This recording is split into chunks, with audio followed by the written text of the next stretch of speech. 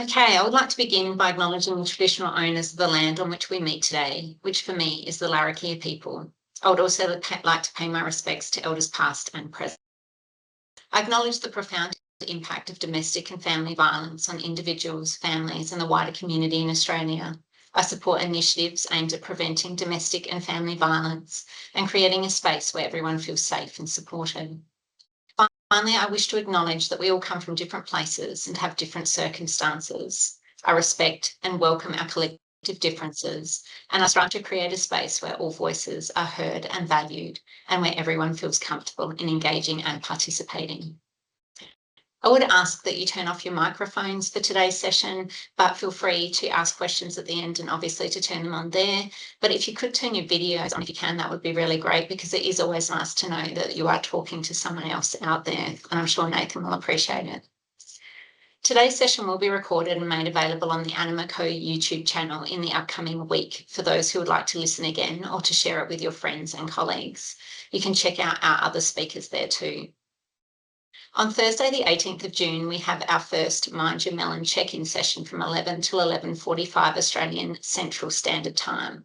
The intent of the session is to normalise talking about mental health issues and stories, and to learn about some tools that we can use to assess or support our mental health.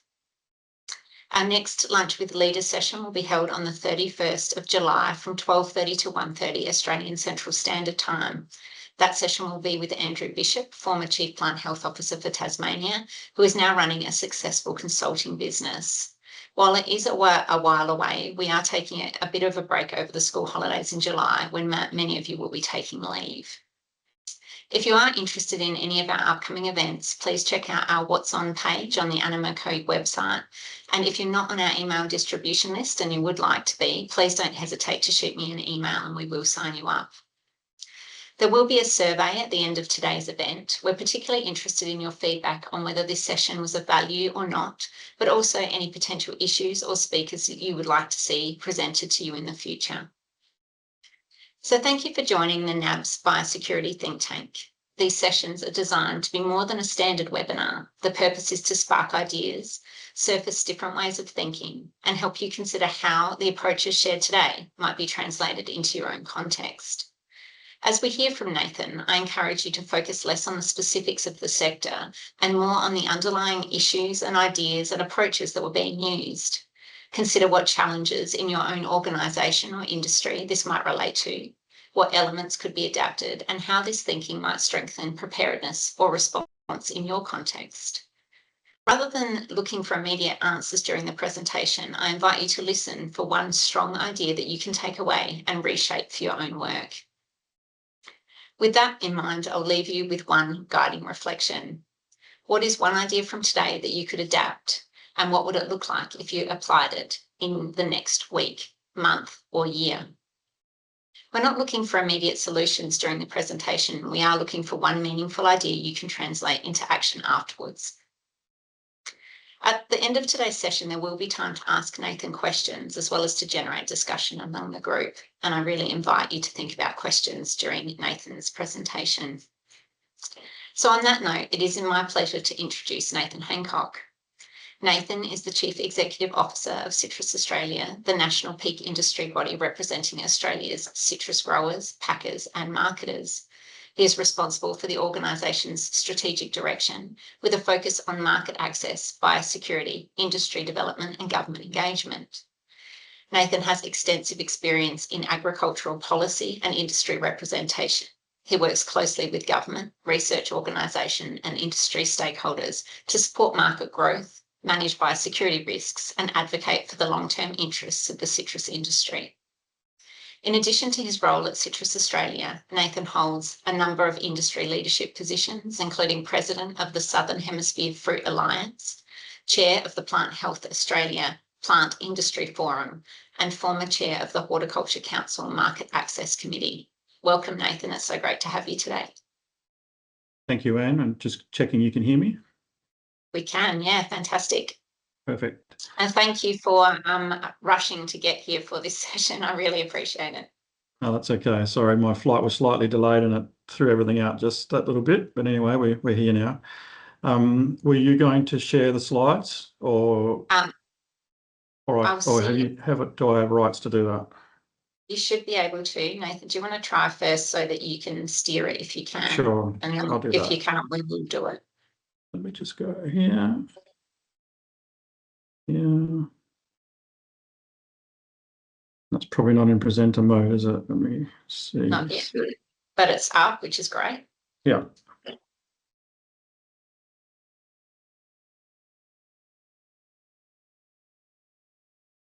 How are we doing now? Is that right? Yep, we're good. Great. Perfect. Okay.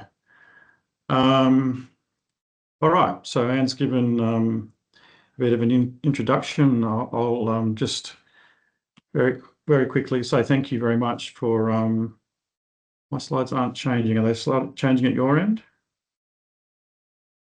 What's happened here? Maybe I pressed on the wrong thing. There we go. Okay.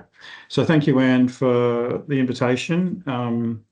Appreciate being able to share some of my experience with others in industry and government. I can't see everybody who's online, but I'm assuming there's a number of familiar faces and people that I don't know. So very quickly, as Anne's already introduced me, for our industry, we are a national industry. You can see the geographical spread there. It's as far as far north Queensland in Mareeba and Dimbula, right down the eastern seaboard and to right around to Adelaide and Murray Bridge and through the Riverland. So it's a very and also Western Australia and the Northern Territory. My apologies, anyone who's listening. But my point is that it's a very big geographical area for us to be responsible for as a peak industry body. And it brings into play just about every border that we have in terms of biosecurity. And of course, our concerns, because of the location of pests for us in neighbouring countries to our north, and movement of people between islands and Australia, as well as regular cyclone seasons. We've some significant concerns about biosecurity incursions through the north, and that's why we like being involved with NABS and think this is a great initiative. So thank you. We are a large industry in terms of horticulture for Australia, but quite a small industry internationally. But proud to say we're harvesting around 900,000 tonnes of citrus annually, and looking to be producing around 1.4 million tonnes in the next 3 to 4 years, based on the amount of production expansion that we've had. We export to over 50 countries, and last year we set a record for our volume and our value of 360,000 tonnes. And we need to keep growing that. We've just revised our figures, and we're looking like that's going to be probably in the range of 750,000 tonnes in the next 5 or 6 years. So a lot of work for us to do in terms of our exports. We're a small peak industry body, relatively small. I mean, I know there's a lot of other smaller peak industry bodies. We have a team at the moment of 10, but I am looking to recruit a couple of other people to help balance out our roles. But they're the main activities that we do. Today's talk's around traceability, and for me, the thing that got me thinking about traceability was a citrus canker detection in the Northern Territory in 2018. And just to clue you all in, I had only just become the CEO of Citrus Australia in December 2017. I had worked for the company for 7 or so years prior to that, but had not been involved in biosecurity or know anything about biosecurity in terms of being involved immediately in a major response. So citrus canker is a significant pest of citrus.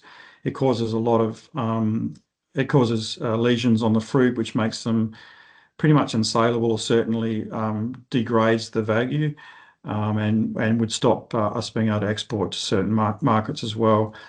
And it can be managed, but it adds a lot of cost to our production. So something that we really wanted to make sure that we got out of the country again. We've now, I think, successfully eradicated citrus canker 7 times over the couple of 100 years that we've been growing citrus in Australia. So this experience really opened my eyes to what traceability meant from a peak industry body's perspective in terms of how do we help in a response. It came pretty quickly what my role in the incident management was in terms of providing information that we had as a peak industry body about our industry. Interestingly, the Northern Territory and the area around Darwin aren't big production areas for the citrus industry relatively. It's important to that particular region and it's important to those growers, of course, but a very, very small part of the overall industry. And the fact that it was centered in production nursery and nursery, the nursery supply chain, where those nurseries supplied to other nurseries and other businesses in the nursery trade, it became very apparent the need for good data. So yeah, I had some what we call a tree census. That was my previous role with Citrus Australia, was to manage statistics and information gathering. And I had in the previous years been building a national tree census where we collated all the data from all growers around the country and kept it in one single report.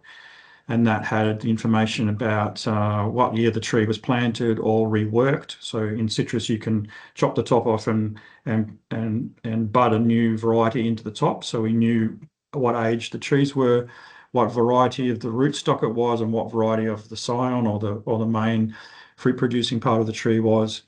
And what the location and as in the physical location of the farm, not just the post office box, where the farms were, where the blocks were, down to the variety. So we'd been doing that and could provide some information both about the Northern Territory, but also more broadly.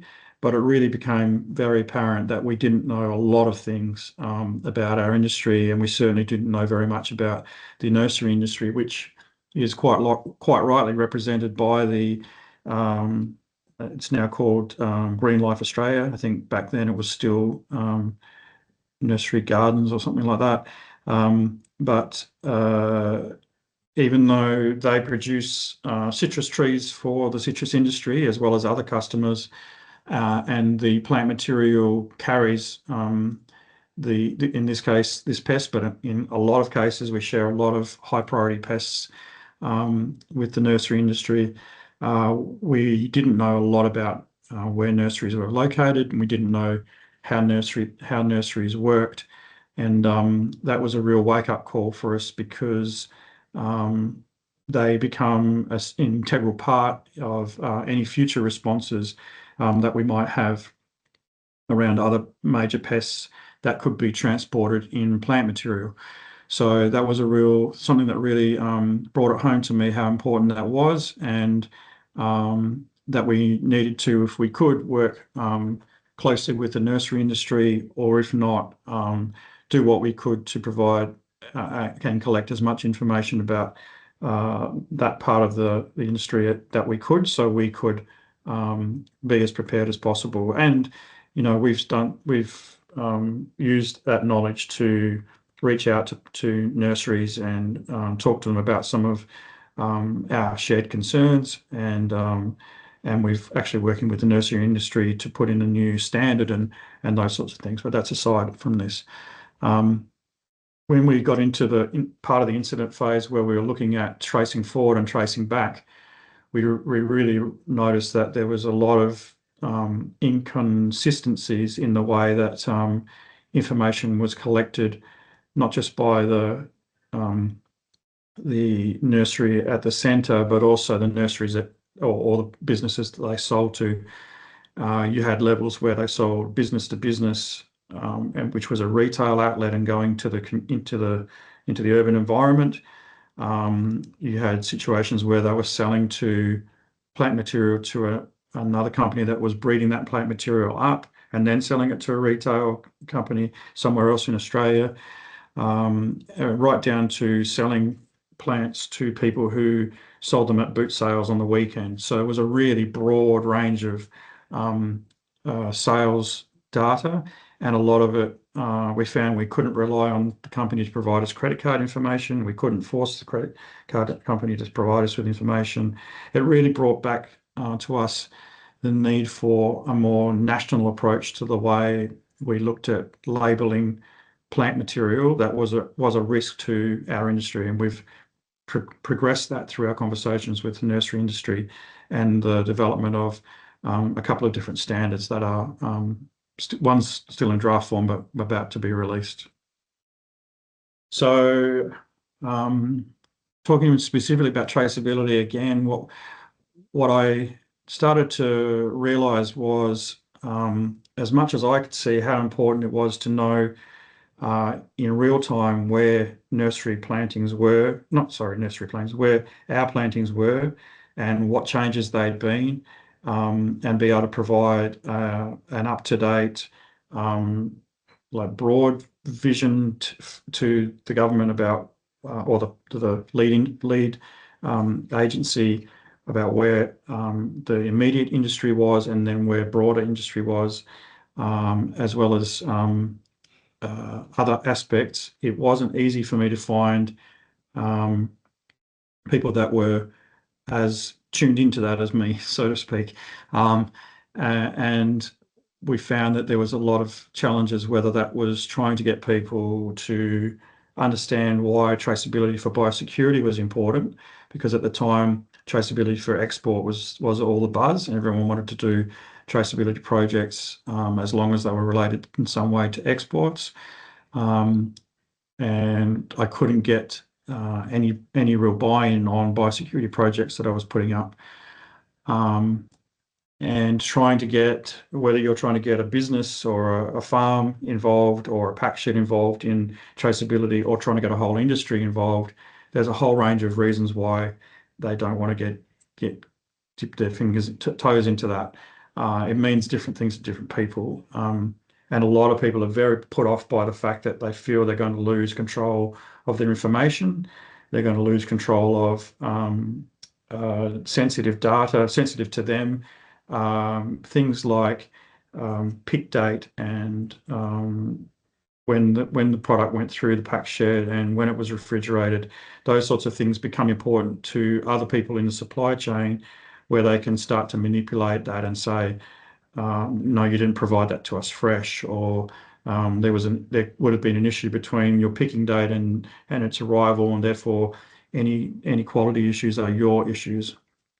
So what that meant was we had to do a lot of research and get to understand and be able to be confident in telling people, well, that data still remains yours, and it's yours to share with who you trust. You don't, just because you've collected that piece of information and put it into some sort of traceability system doesn't mean it's necessarily got to be shared with the next person in the supply chain. They're all choices you can make. And that was a really basic thing, but something that we had to reassure people. And then we also found ways to incentivize them. So I found a lot of packing or exporting companies wanted to be able to talk to the consumer at the shelf in Vietnam or China about how this product was grown in great conditions in Australia, and kangaroos and blah blah, blue skies and fresh water. They wanted to be able to do that, or entice them into some sort of game to get them to know their brand and those sorts of things.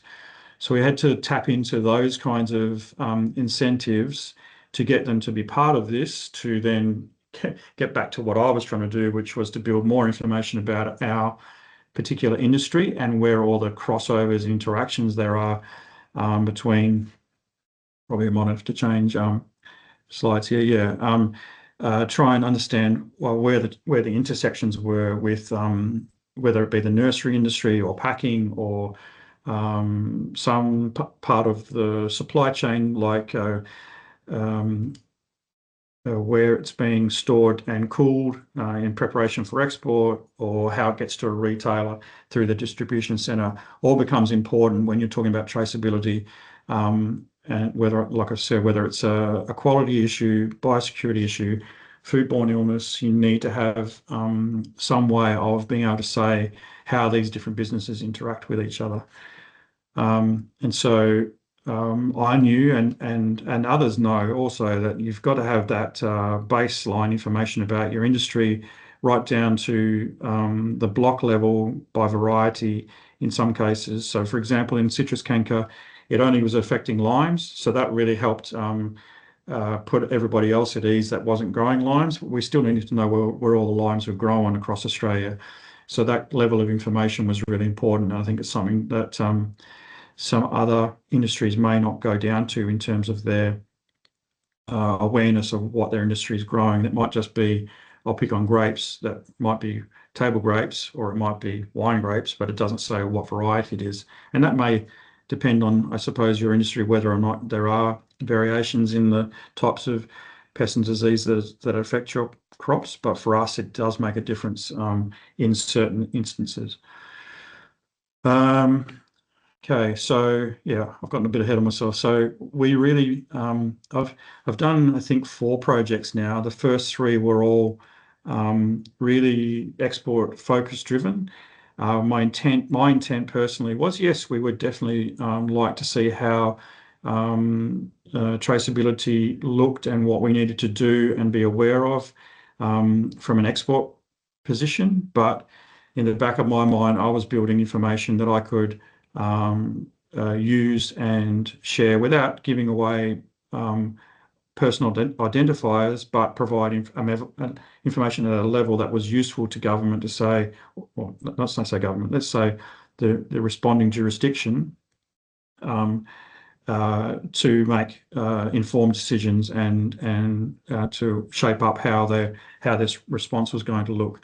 And so we, like I said, we did three projects initially over about a 5 or 6 year period, where we started initially with a bespoke company that was called Lava. I don't even know if it's still around, but it had this idea that they could create a fingerprint, and it was before COVID and before QR codes became very popular, and it literally looked like a thumbprint, and it could be read by your phone. You could scan it with your phone, and it could tell you information that was provided to you depending on the level of access that you had as to the provenance of that product. And the focus of that project was to really look at how we can guarantee when a product goes to overseas that it came from Australia, because there was a lot of, and still is, a lot of counterfeiting using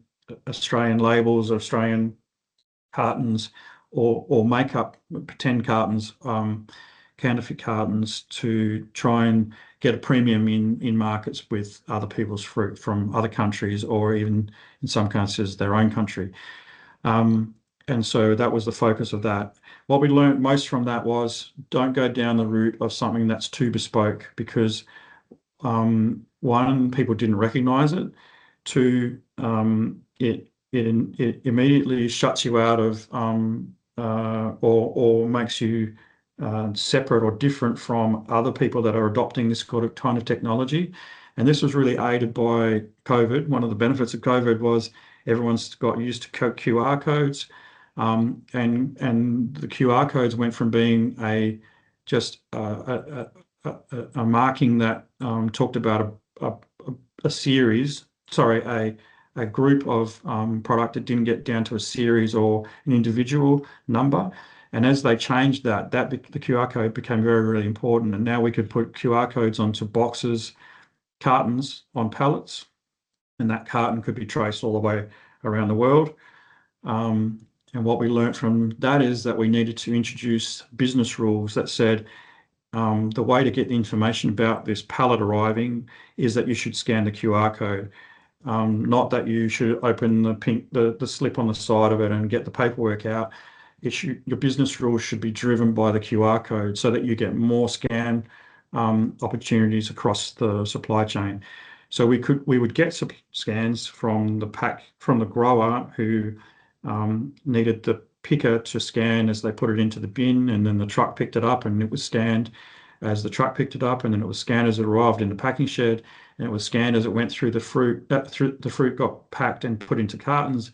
All of that was linked together, and there was lots of scans along there. But once it got in the carton and went to the market, it was hit and miss whether that was scanned in the market, and then often we would get consumers scanning the fruit in store and interacting with the information about the farm or playing the game, and that gave us information. So you want to find ways to incentivize people to use the QR code or whatever, barcode or whatever it is you're using for your traceability, but you've got to incentivize that. Otherwise it just sits there on the carton and doesn't do anything on its own. So it's too passive. So you want to find ways to encourage people to do that. And you've got to think about what is going to be the motivator there. In the meantime, we then got involved with the Australian tree crop mapping, which was an incentive of the University of New England. They were using, they use a range of different data and analysis to determine from the canopy what tree type is grown. And then we've been verifying that.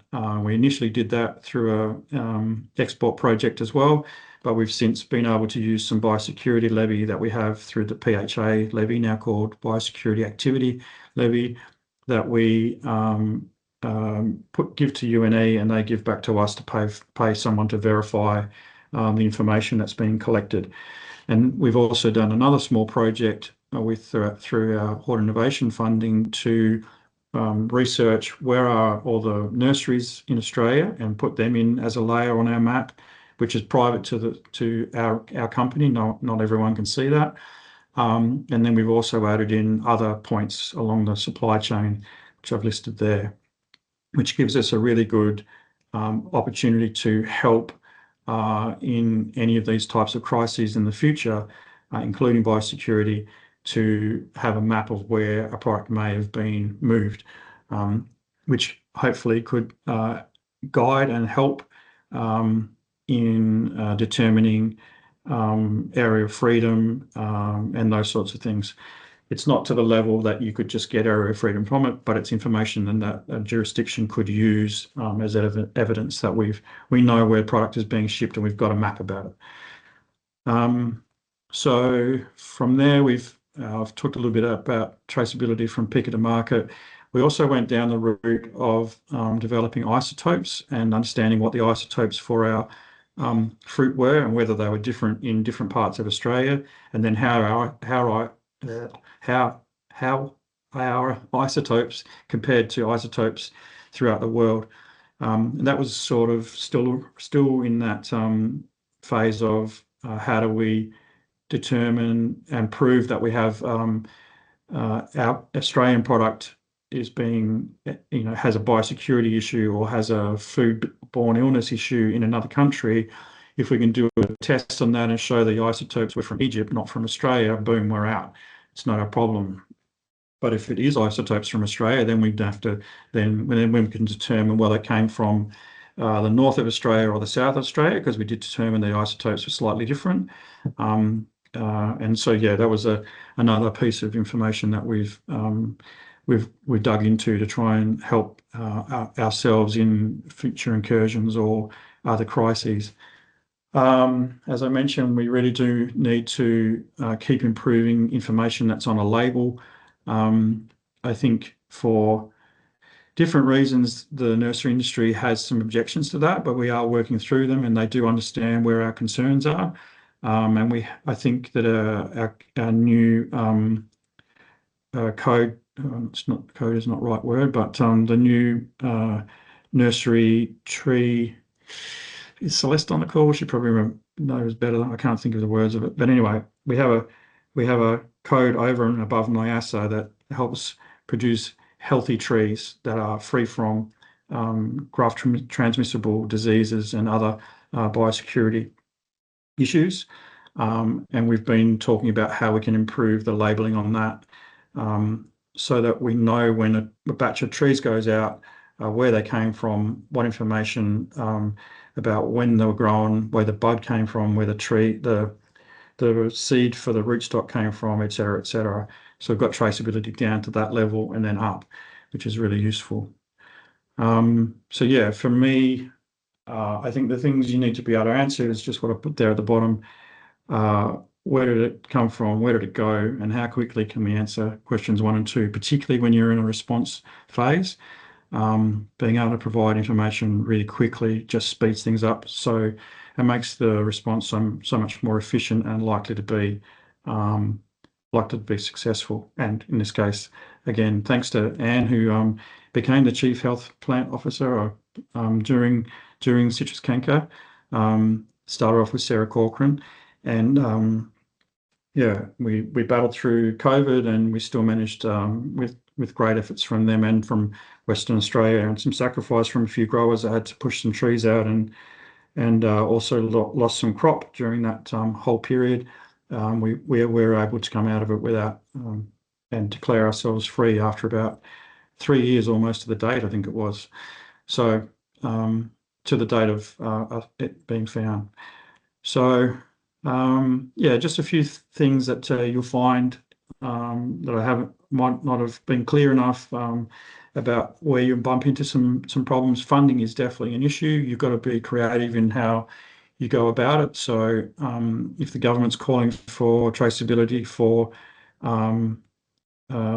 export, then there's definitely all the same required information there that you'll need to be able to know more about your industry and how it interacts. And so just go for that funding and try to work out how to prove that you're meeting their criteria, but also doing what you need as a peak industry body. That's how we went about it. Yeah, especially this time right now, particularly in the horticulture industry, there's been such an increase in costs, both from just geopolitical influence of wars and tariff wars and pandemics, etc. The cost of everything since 2019-20 has escalated so much, and our growers bear a lot of that cost. It's very hard for us to our industries to pass those costs on. So I'm saying all of that to help you contextualize why they're not interested in getting into something that's not going to immediately have some benefit for them. It's either going to reduce a cost or it's going to create a premium. And so come with money to make it possible for them to do this without it being expensive. We found that, the issues that we found in the even though you all want the same traceability information, it's very hard for these businesses that are so different, even though they're growing citrus and packing citrus, they all go about it in different ways, and they've all got different levels of technology and people that can understand and use technology. It's going to be slow to get that in. So the principle I want everyone to come away from this is make sure you're adopting international standards and international frameworks so that yes, you can have differences in the way a service provider provides that information to you and helps you work with it, but try to use the international standards and frameworks that are out there so that they're not going down a dry gully or a cul-de-sac where at some point that company might get sold, or it might cease to exist for other reasons, and the technology that you've adopted suddenly becomes defunct. But if you're using standards and frameworks that are internationally accepted, you should be able to salvage what you're doing. So try to keep that in mind, and don't try to think about it from how can we use systems that use recognized technology, but also recognized frameworks that can keep being built into down the track. And we had to, in our funding, we had to pay for, upgrades to label printers and some equipment changes, really basic things that a packer wouldn't necessarily be changing because it's working quite well right now. Thank you very much. But if you need to have something that's applying a unique QR code every time it's printing and putting it on there, then you need to buy that equipment in your project to get that to show proof of concept, which is really what we were trying to do, was to show proof of concept essentially, and to work out where we were running into issues. But I think those things are things you should keep in mind for sure. Just checking my notes in case there's anything there.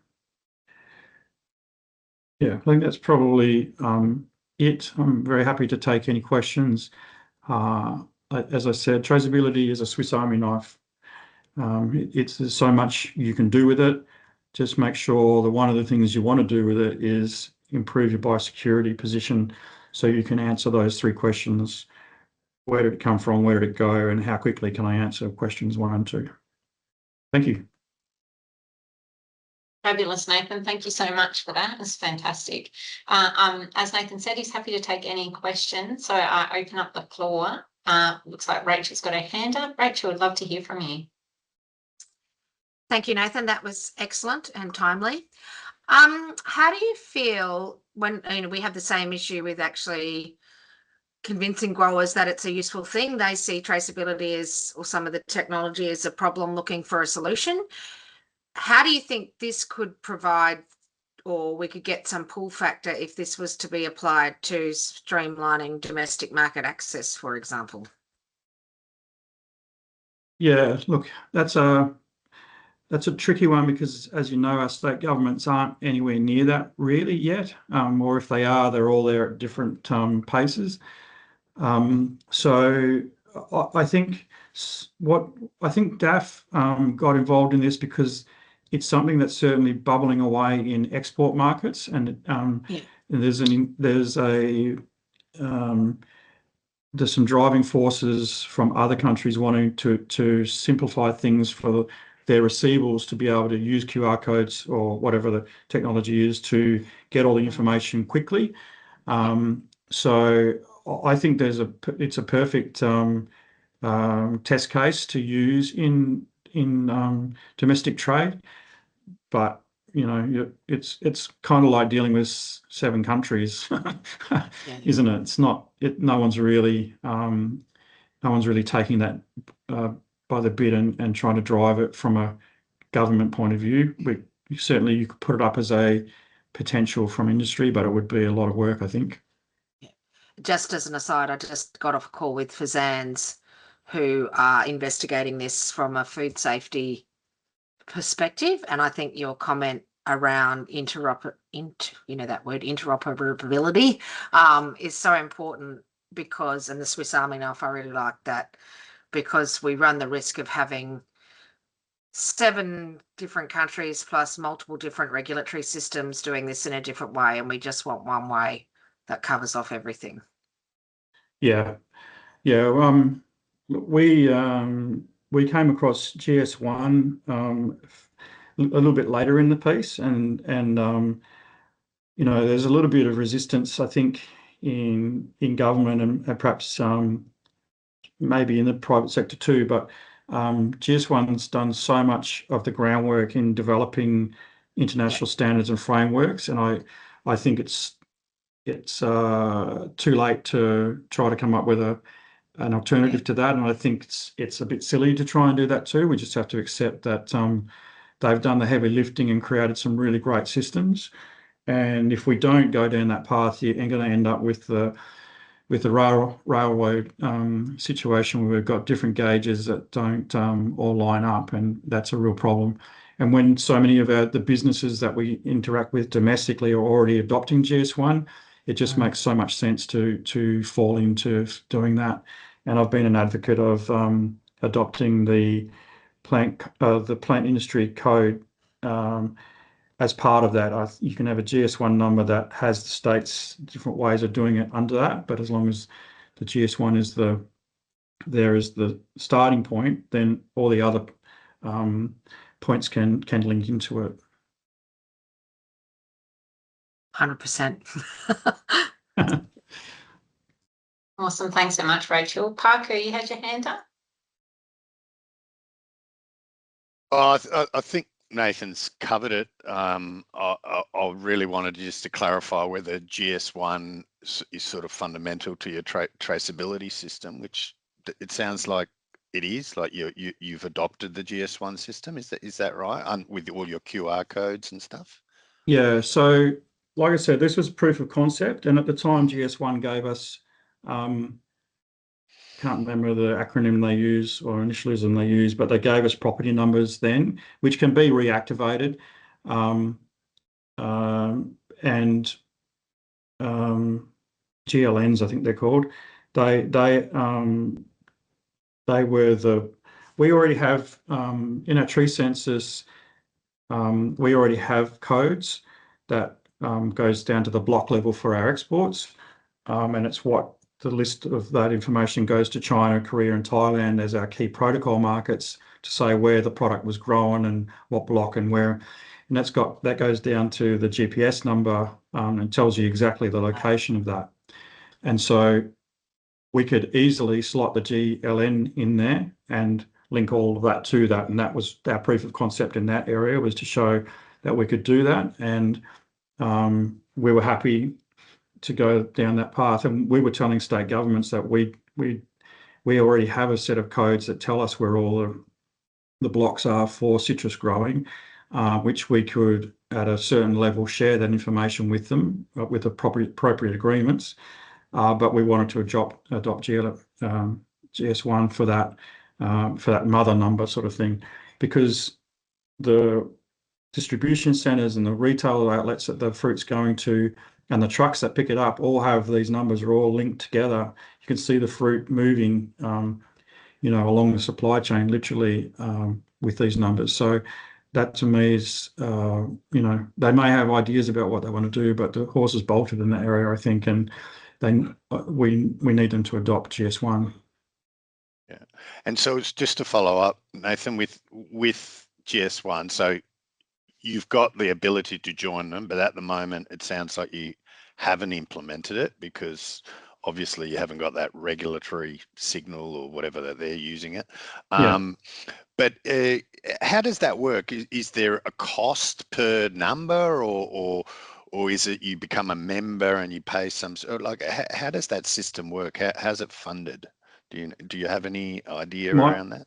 My basic understanding is that they do pay a license fee. I think it is. It's only small, but I believe it's a license that you pay for that number. But that's probably something that we should follow up and correct in the chat down the track, I think. Yeah. Okay, thanks. We've never really gotten to that point, Parker, because as you said, the signals haven't been there. We showed proof of concept. They provided the numbers for us to. Some of them already existed because businesses have already adopted them. Big.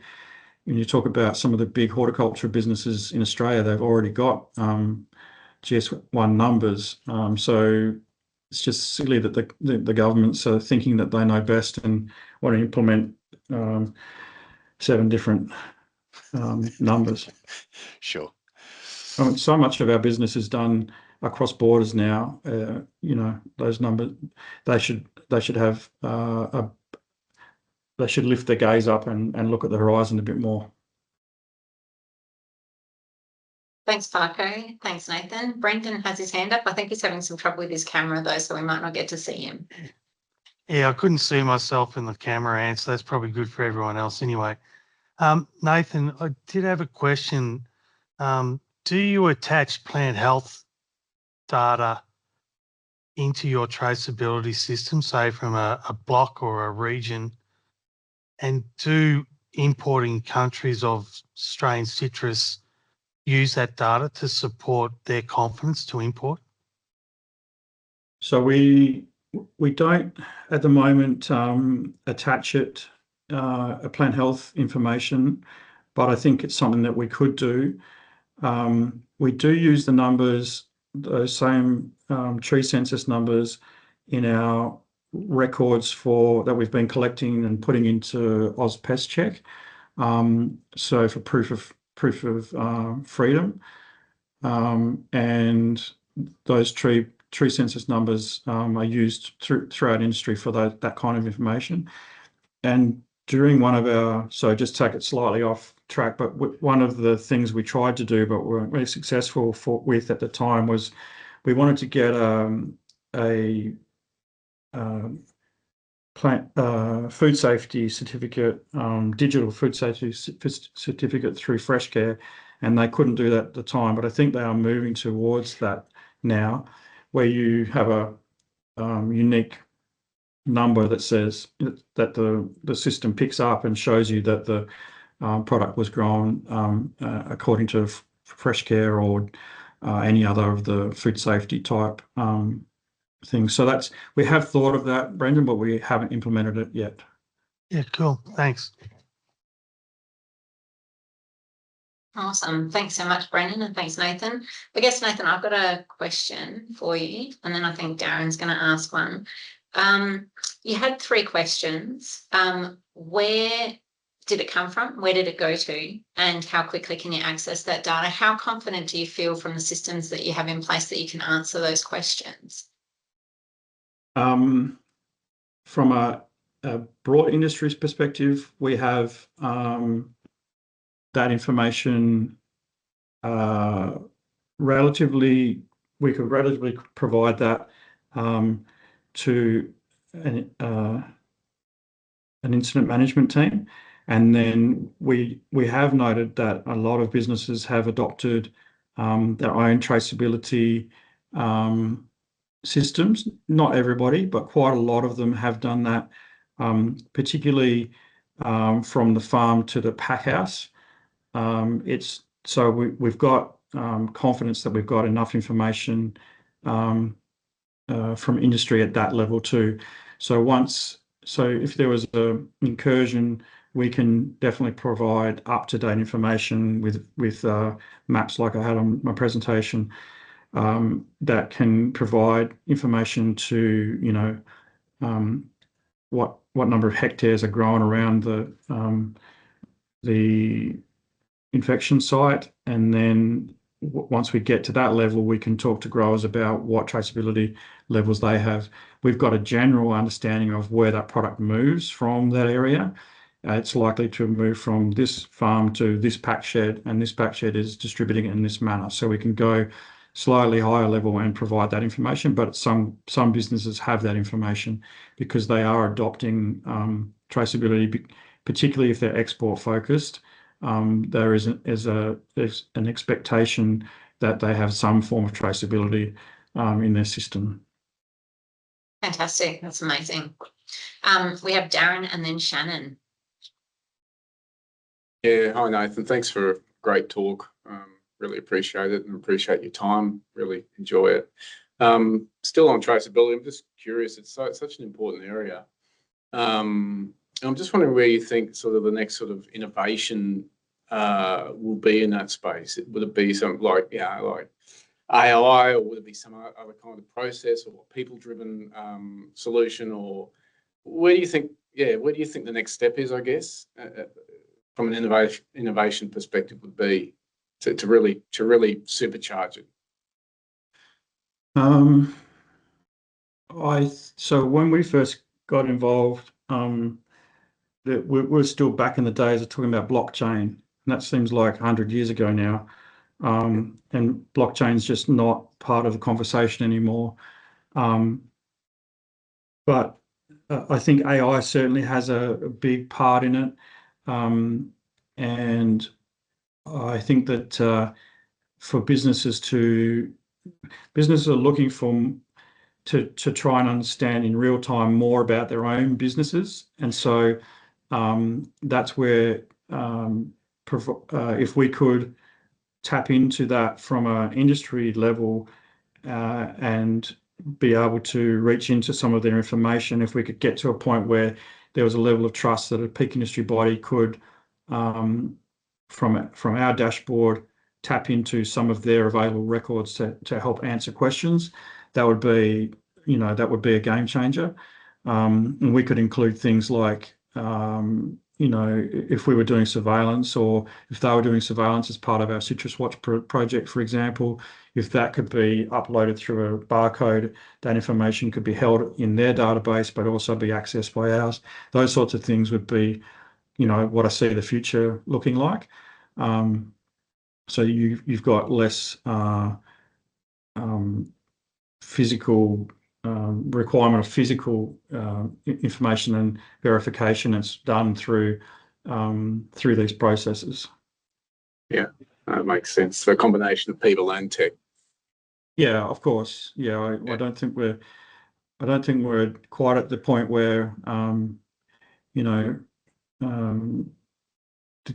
robotic detector dog is going to be running around and doing it. But I was at a trade fair in Tulare in California earlier this year, and there was a detector dog that can do all sorts of things. They brought it to that fair to show that it could be used to run around borders of the farm and check for any breaks in the fences or any gates open or other things like that. So I guess you could train it to go up to a trap and do a visual of the trap and see if there's any psyllids on the sticky trap or not. And I don't know. I guess the world's your oyster, isn't it, when it comes to that? But, Yeah. Thank you. Awesome. Thanks, Darren and Nathan. Shannon. Hi, Nathan. You mentioned the situation that you walked into with the Northern Territory citrus canker outbreak and the range of initiatives that you've brought in since then to improve the traceability. Have you had a chance to pressure test those new initiatives or exercise them to see if they're going to hold up in the way that you envision they will? Nothing major, thank goodness, touch wood, that doesn't happen. But yeah, look, we've just talked about traceability here, but I took the crucible of citrus canker and have created a whole range of initiatives. I don't know, you might have been to a talk by Jess Lai recently on Citrus Watch. That was born out of that same experience of just not having enough information driven by industry. Well, I also found that industry was doing a lot of things, but it wasn't coordinated, and there wasn't one oversight body of citrus that was looking and saying, well, what's the direction we want to take? So we created a group called the Citrus Pest and Disease Prevention Committee. I didn't want to call it biosecurity committee. I wanted to be very specific what this is for, because biosecurity can be a bit wishy-washy. And that committee sort of oversees a biosecurity strategy we did for our own industry. We identified what parts of it we as Citrus Australia could do, and where government partners needed to take up some of the slack. And then we've got an implementation project plan that we go through with that committee and make sure how we're tracking against it. I still feel nervous that I don't 100% know how we're going to implement some of the things we've got. And we're about to do some war games later this year to test some of that stuff, because some of the things that, we've increased our surveillance, which, some people believe in not increasing surveillance because then you definitely find something, whereas some of our pests and diseases, if we don't get onto them straight away and they become built up in an urban environment particularly, that's going to be something we can't control. So I've taken the view that we should be we've got an early detector network that is out there, volunteers in urban environments particularly, but also in production regions too, looking for pests and diseases that are significant for us. So there's lots of parts of what we are testing, but in terms of a full-on response specific to citrus, no. But there are parts of it that we are testing in different ways. Yeah, okay, great. So I suppose that's an opportunity then. You could look at a simulated exercise just to test Yes. the traceability component.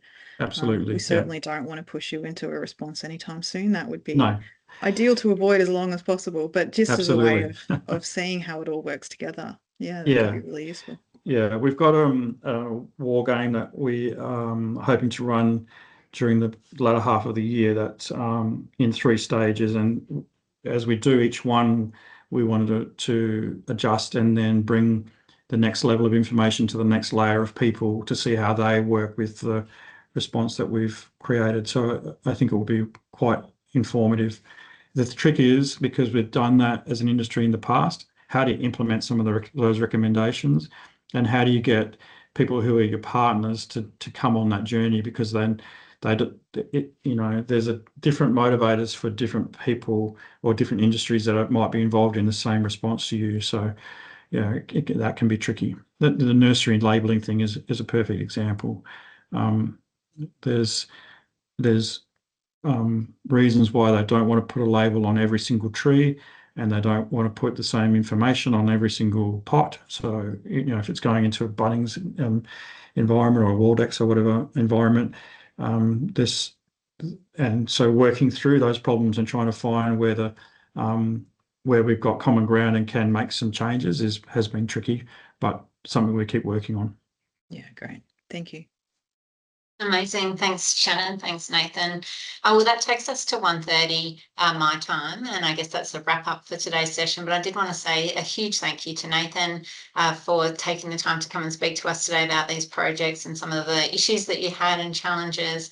I do encourage everyone to have a think about some of the discussion points that Nathan brought up today, and just how you might be able to apply some of the learning to your organisation. I do ask that you spend a minute to fill out the survey that the lovely Chantel has put into the chat there for you, just to make sure that we're hitting the mark with these sessions and making sure that we're tailoring them to your needs. So thank you very much for today. Thanks again, Nathan. Thank you all for joining us, and really looking forward to seeing you at our next Think Tank or other NABS session. So thanks so much, everyone, and enjoy the rest of your day. Thanks, Anne. Thanks, everybody.